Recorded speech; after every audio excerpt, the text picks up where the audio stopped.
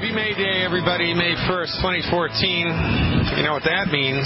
Metaphysical Thursday. That's right. And welcome aboard. I'm your host for the next 2 hours, God willing, and the creek don't rise, Dr. Peter Glidden. I'm a naturopathic physician, a licensed naturopathic physician with over 25 years of clinical experience delivering science-based, clinically verified, holistic health recovery protocols to anybody wise enough to darken my door. And we're big advocates here of the Longevity Company. Longevity is an international network marketing company based out of the United States, San Diego, formed by my colleague, mentor, and friend, Dr. Joel Wallach, who is the unrivaled superstar of clinical pathology and naturopathic medicine. Nobody has Dr. Wallach's clinical track record, and nobody brings to the table therapeutics that are as effective as Dr. Wallach. Nobody comes even close to Dr. Wallach's clinical effectiveness, which is why I love Longevity so much.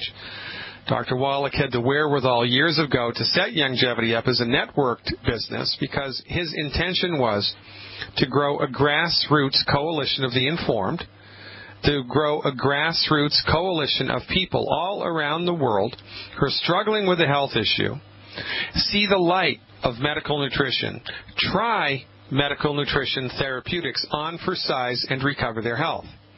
And then when they recover their health, they spread the word to everybody that they've recovered their health. I mean, that's just a natural thing to do. Well, guess what? Dr. Wallach decided, well, people are going to tell people anyway that they're getting better, so why not pay people to tell people that they're getting better and thereby promote the growth of the message? Brilliant. This is why I'm such a huge advocate of Longevity. Because, I mean, let's be honest. If I have a good year in private practice, right, I can treat maybe 250, 300 people. That's a good year for me. Only so many hours in the day, right? Only so many teeth a dentist can drill, right? Well, there's only so many people a holistic physician can talk to in 8 hours in one day. Well, 300, that's a goodly number, but you know how many people I can help with boilerplate foundation medical nutrition for the masses? Tens of thousands, hundreds of thousands. Actually, the number is limited only by the population of the world. And this is why and how we're going to change the world. This is how we're going to change the world. By getting people so healthy with boilerplate foundation medical nutrition therapeutics that they can safely, easily, and effectively stop their prescription medications and just stop going to the MD because they won't need them unless they're in a car accident or break a leg or suffer some type of trauma. And this is our goal, to change the way that medicine is delivered around the world, lifting people up into the undiscovered country of holistic health with science-based, clinically verified medical nutrition for the masses. Now, we're holistic here. We're 100% holistic, and I am proud to say that I'm proud and sad at the same time to say that I am holistic through and through. However, there are, in my estimation, and my numbers might be wrong, but they're not that far off, I would gainsay that there are less than 200 licensed physicians in the entire world that are truly holistic. Truly holistic. And this is an important thing. Because holistic medicine is an authentic, true representation, reflection of what's going on in the human body-mind. Holistic medicine is an authentic reflection of what's going on in the human body-mind. And holistic medical therapeutics are the solution to chronic health conditions. Holistic medical therapeutics are the solution to chronic health conditions. But the medical market around the world is not holistic, it's reductionistic. The pharmaceutical industry is reductionistic. Your MD is reductionistic. Your physical therapist is reductionistic. Your clinical nutritionist is reductionistic. Your osteopathic physician is reductionistic. Most people dispensing vitamins are reductionistic. Most people practicing herbal medicine are reductionistic. This is an important point because reductionism argues that the human body is a machine made of parts.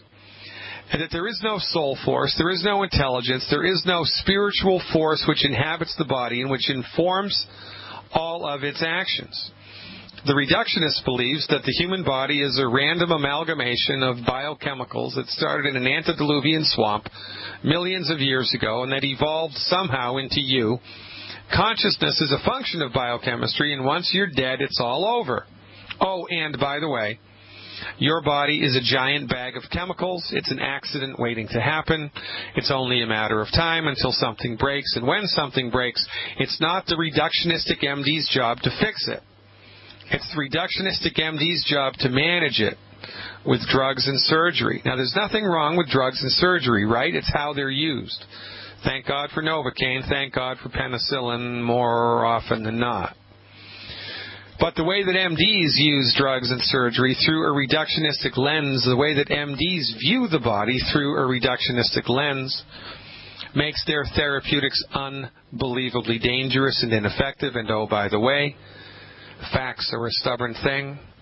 MD-directed medical therapeutics in the United States are the leading cause of death. They're also the leading cause of bankruptcy. Because you know what the most expensive medicine is? The one that doesn't work. For goodness sake, your medical doctor doesn't even know how to cure heartburn, right? I mean, right? They can't cure it.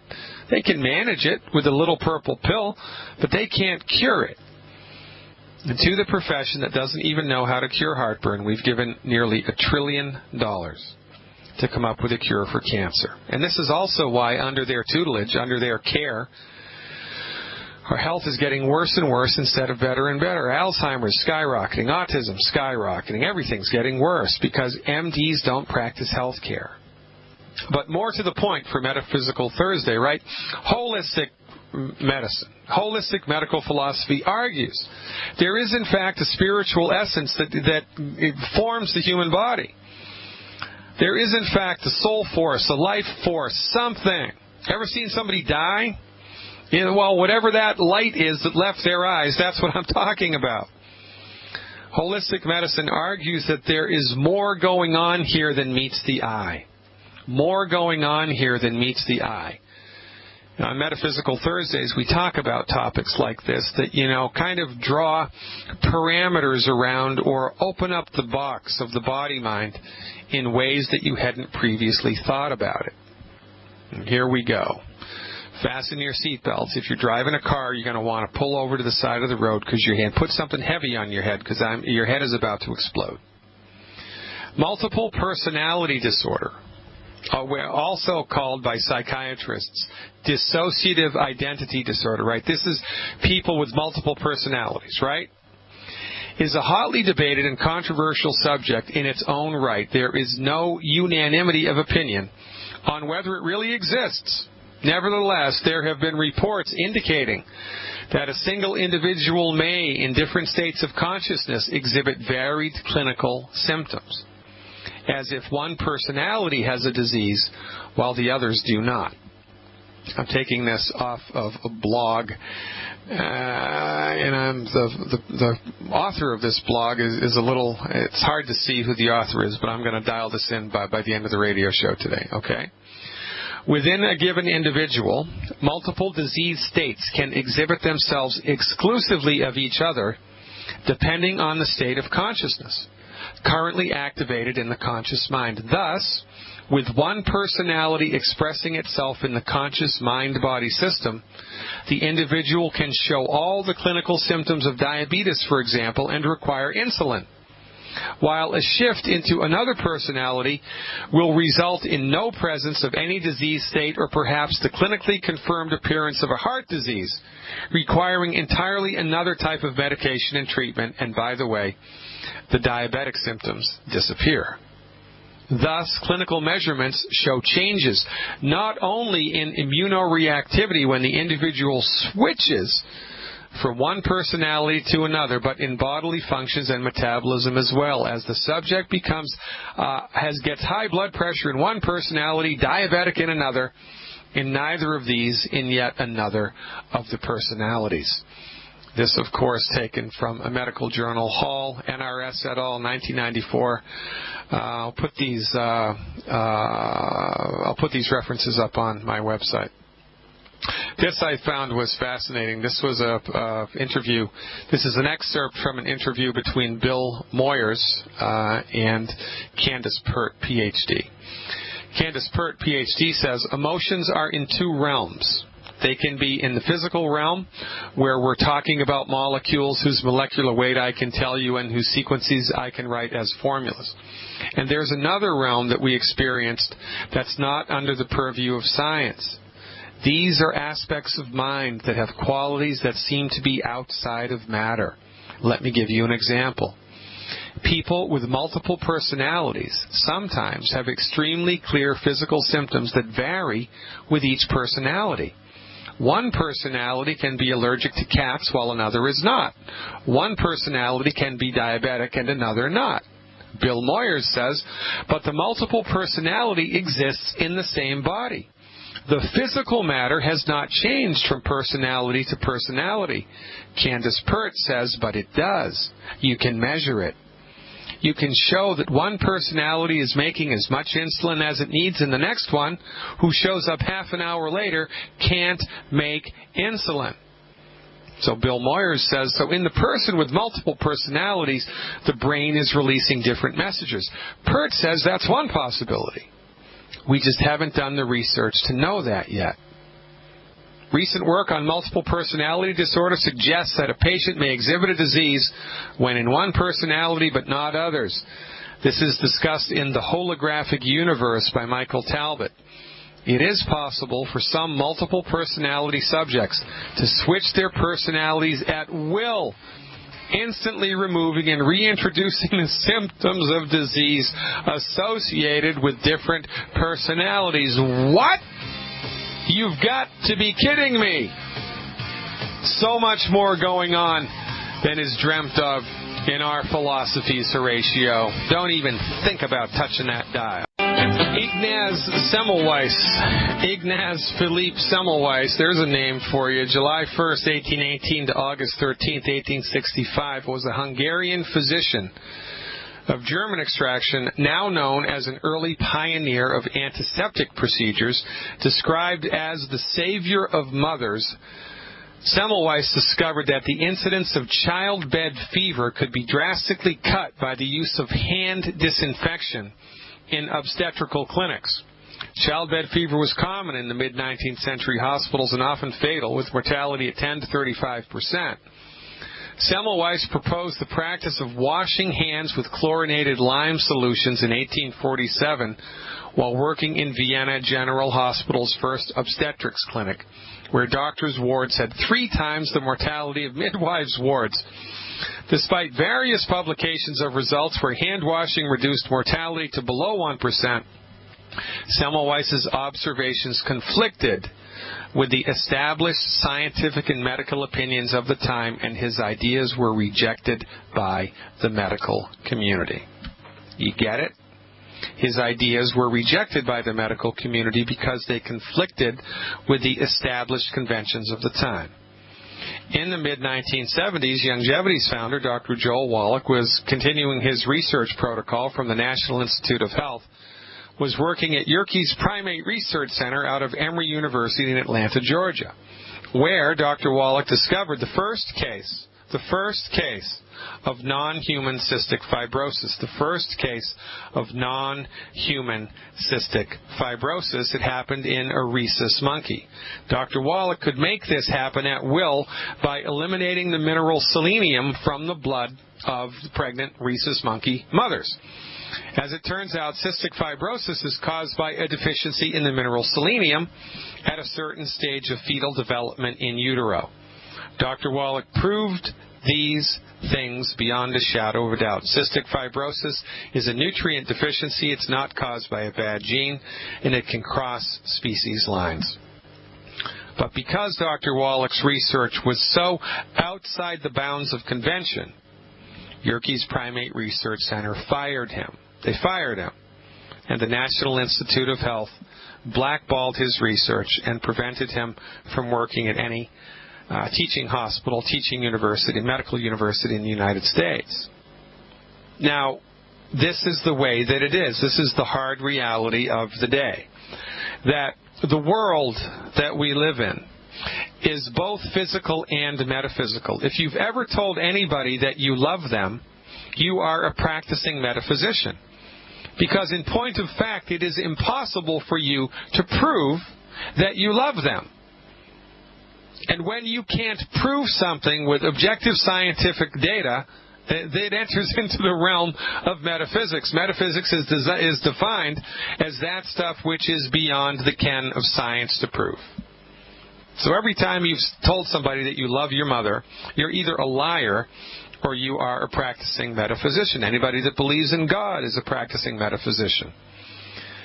But, you know, the world of science believes that everything having to do with everything outside of the conventional box of science is nonsense.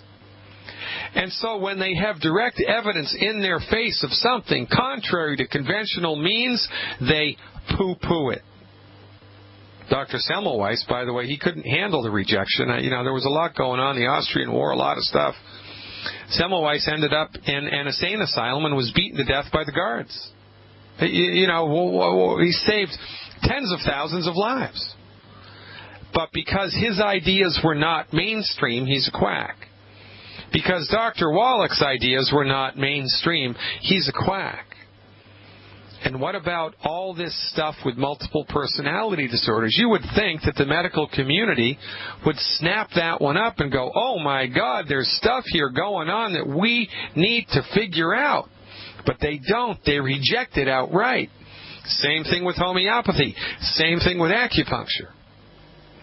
One of the most dangerous procedures you can have in a United States hospital is anesthesia for a major surgery. That's why anesthesiologists' medical malpractice rates are the highest in the industry. Because when you throw a chemical cocktail into the biochemical soup that is a human body, anything can happen. Now, in China, they've been using acupuncture as anesthesia for surgery for a long, long, long time. You would think that the medical community in the United States, in Europe, would adopt this, but oh, no, it doesn't work. It's quackery. It's some type of, placebo response. This is the mental state brought to the table by the people that hold themselves out to be the caretakers of science and the caretakers of health. It's a train wreck waiting to happen, ladies and gentlemen. One more reason to fire your MD now. Stupid is as stupid does. The Spanish flu, the great influenza pandemic of 1918, infected about 500 million people worldwide, killed about 100 million. The homeopathic hospitals of England had an 85% success rate with treating the Spanish flu, an 85% success rate. Conventional hospitals had a 15% success rate, but because conventional medicine is the king of the hill, and because conventional medicine has no earthly idea of how the homeopathic medicine works, they consider it all placebo and all quackery. Because they don't know the mechanism which informs homeopathy, they dismiss it. Because MDs practicing reductionistic medicine don't understand the mechanism that informs acupuncture, they dismiss it. And these are the people who you've given your health over to. These are the people at whose altar you genuflect. We genuflect as a society. Oh, the great MD. Thank you very much. Oh, goodness gracious. Let me write you another medical insurance premium check. Oh, my Lord and Master, you're the greatest. These people do not demand your respect. They do not. They're sycophants, close-minded sycophants who smell unduly of the lamp.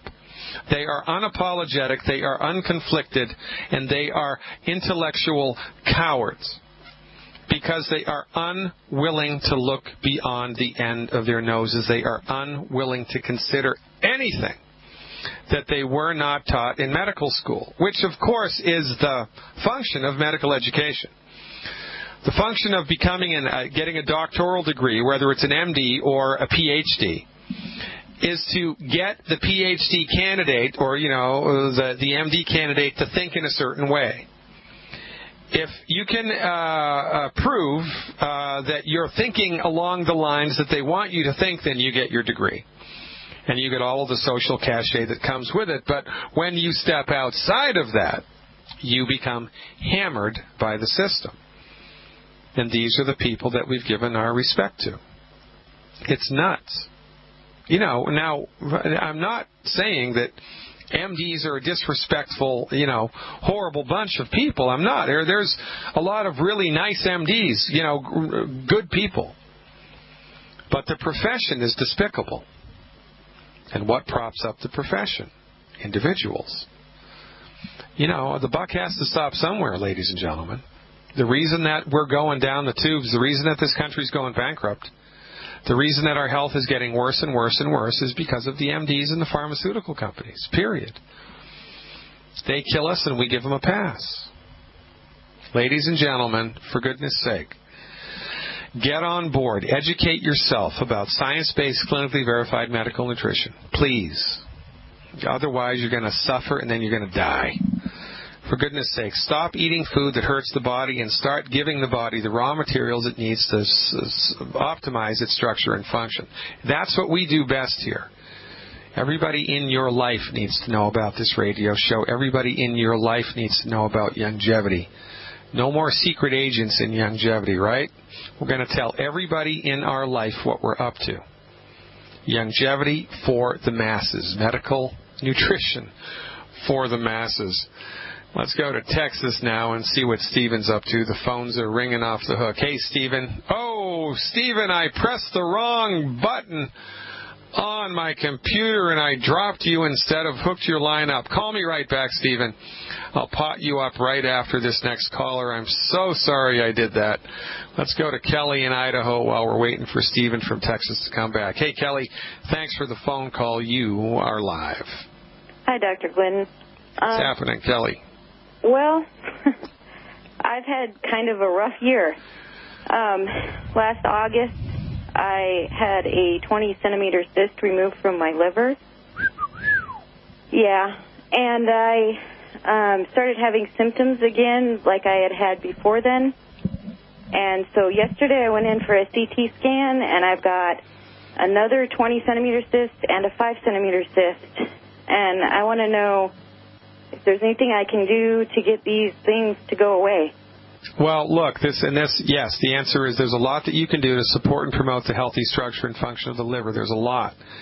You can surgically remove over 70-something%. I forget the exact number. It's over 70% of your liver. You can cut it out, and it'll grow back.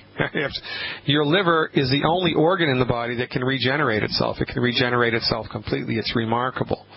I love helping people with liver pathology, so there's a lot that you can do to dial in a program that supports healthy liver function, and I'll tell you what that is in a minute. But this is worthwhile talking about, okay? And Stephen's back. Stephen, hold on, brother. You're up next. I'm not going to forget you. I appreciate your calling me back. So here's the deal. The cyst that was in your liver was not the disease. Right. The cyst was the result of the disease, right? Okay. So the MD goes in and surgically removes the cyst. Does that eliminate the cause of the disease? Obviously not. Obviously not. So it came back, but it came back in spades. Mm-hmm. And this always happens when you surgically remove a growth in the human body. It always comes back, and when it comes back, it's worse than it was before. But the MDs, they're a one-trick pony, and they're intellectual cowards. They haven't thought it through. It's not their job to understand what causes a liver cyst. It's not their job. It's not their thing. They don't care. They don't investigate it. It's not their field of endeavor to figure that out. Their field of endeavor is to figure out how to remove the cyst, how to remove the tumor. That's their job, and that's what they do. Now, we got to give props where props are due. They can do surgical stuff that's really quite remarkable, and people will survive. The stuff that I would have died if I hadn't had the trauma treatment that I needed at last time. Yeah, absolutely. The stuff that they can do is awesome when it's necessary and effective, but to surgically remove a liver cyst without getting on board with any type of protocol to, strengthen and support the process, of the body is just a fool's errand, and yet we do it all of the time here in this country. So, was there anything, the first thing to think about with liver cysts is, in the year before you developed this problem, was there exposure to anything at work, or, was there like any chemical exposure, or were you on any type of medications that you'd never been on before, or was there anything going on in the workplace that, you might have been exposed to? Anything like that happening? No, I work at home, and I've never been on prescription medications until after my surgery. Okay, and did they change your diet? Did you change your diet like the year before, get on an exercise program, or have your lawn fertilized or anything like that? Nothing. Okay, and how old are you? 38. Okay, so from our point of view, all chronic disease has its roots in lack of nutrition. So from our point of view, the liver became cystic because the liver ran out of the raw materials that it needed to maintain its structure and function. Now, this is an inevitable situation because the nutrients that the human body needs in order to optimize its structure and function are not present in the foods that we eat. They're just not. They're not there. So it's only a matter of time until everybody develops a nutrient deficiency, and then their body snaps at its point of its weakest link. Some people, their weakest link is their liver. Some people, they have weak kidneys. Some people, they have weak knees. Some people, they have weak shoulders. Some people, it's their heart, right? Whatever. From our point of view, all chronic disease is rooted in chronic nutrient deficiencies. So, my recommendation to you to support and promote a healthy liver would be based upon your body weight. How much do you weigh? 150. 150. Okay. Yes. You know what your blood type is? No, not right off the top. Okay. So there are 10 foods you need to stop eating. You can get that list for free on my website, fireyourmdnow.com. You need to stop eating 10 foods. Already doing that. All right, good. Are you taking any longevity supplements right now? I take the basic 90 since last October.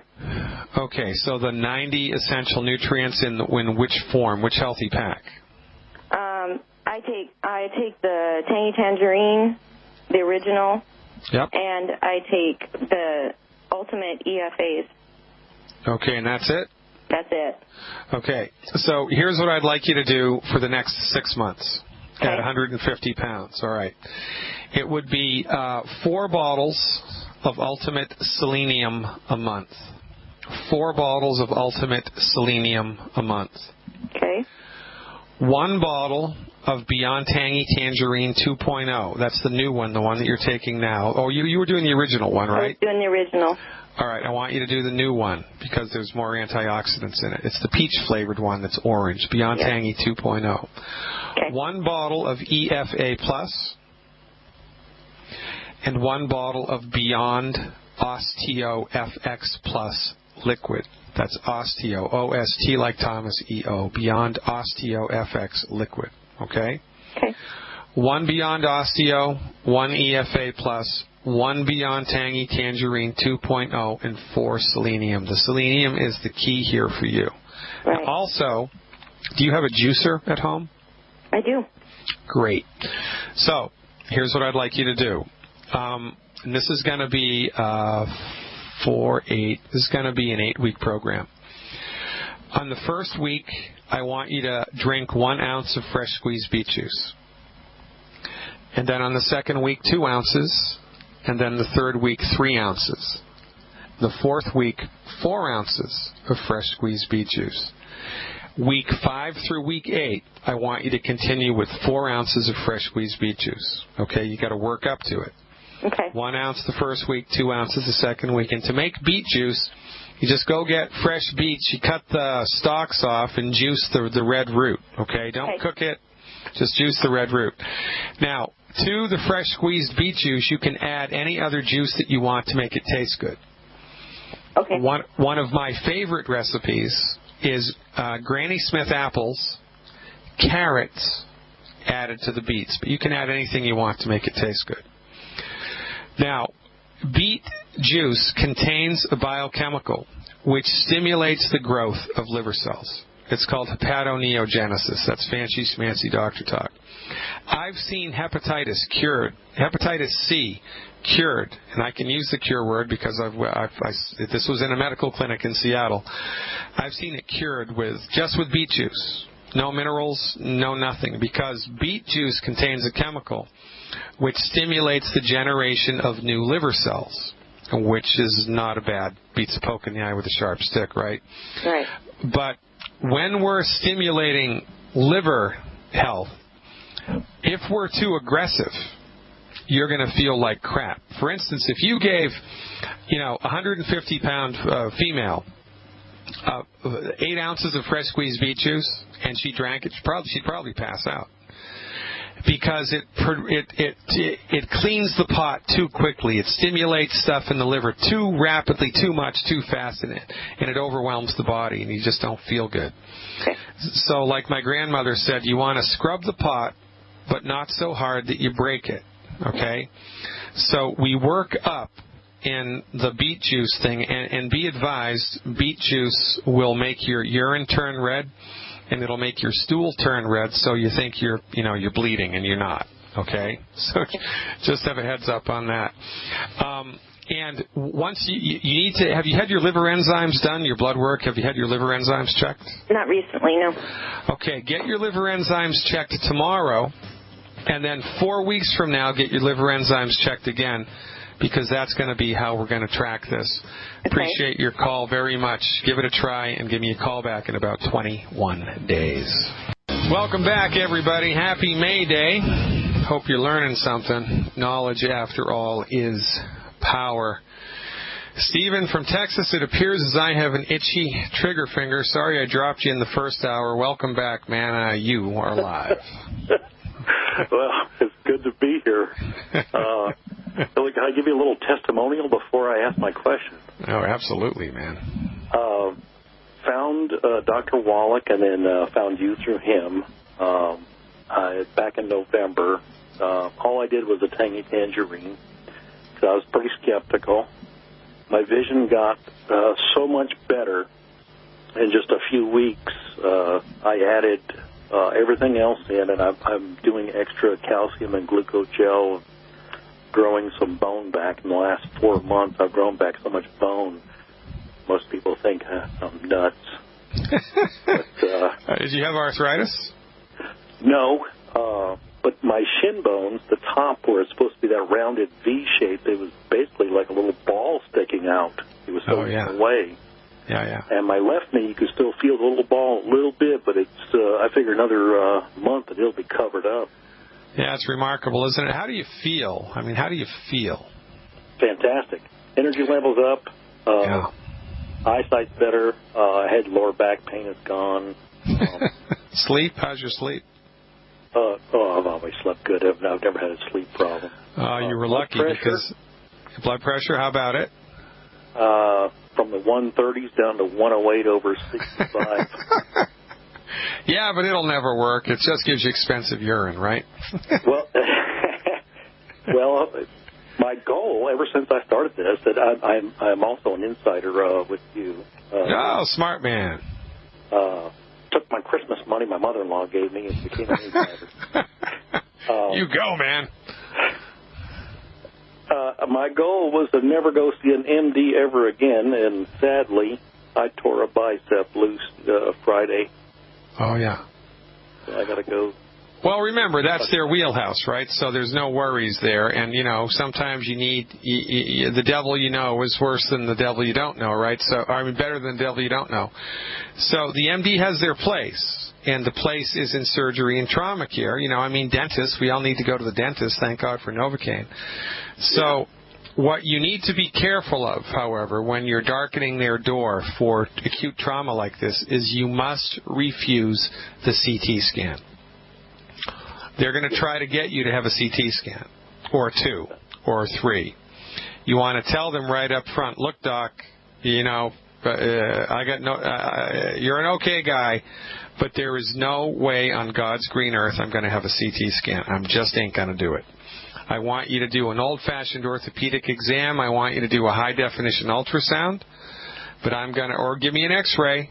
but I am not going to do a CT scan, and I am not going to do an MRI and just see what they say. Okay. All right? Yeah. The rationale here, and you mark my words, Stephen, you just wait. It's only a matter of time until front page of the New York Times, right? 500,000 new cancer cases reported because of CT scan radiation. Yeah. 500 times the amount of radiation for one chest X-ray from one CT scan. It's nuts. But the MDs, it's like they don't care about what happens downstream. They only care about what happens that day in their office, right? That's their job, is to make as much money for the hospital as they can and, get as much diagnostic information as they can. And if you're not careful, you're going to be victimized, and prepare to be bullied, by the way. Prepare to be condescended. Prepare to be talked down to, and prepare to be bullied into getting a CT scan. But don't do it. Just don't do it, man. So do you know if it was a full tear or a partial tear? You have any idea? I'm pretty sure it was full tear. The muscle's about 2-3 inches higher than it should be. Oh, yeah. Well, then there you go. The only thing that's going to fix that is surgery. Now, but, thank God for surgery, because if we didn't have it, man, you'd be like, you'd be like the guy in the carnival, right? So there is stuff that you can do to support and promote your body's immune system and make your body strong pre and post surgery. So stick around with me. At the top of the next hour, I'll dial that treatment protocol right in for you, Stephen. I appreciate your patience and your support. Stick around. Hour 2 coming up, folks. It's 6 after the hour. I'm Dr. Peter Glidden, and this is Fire Your MD Now.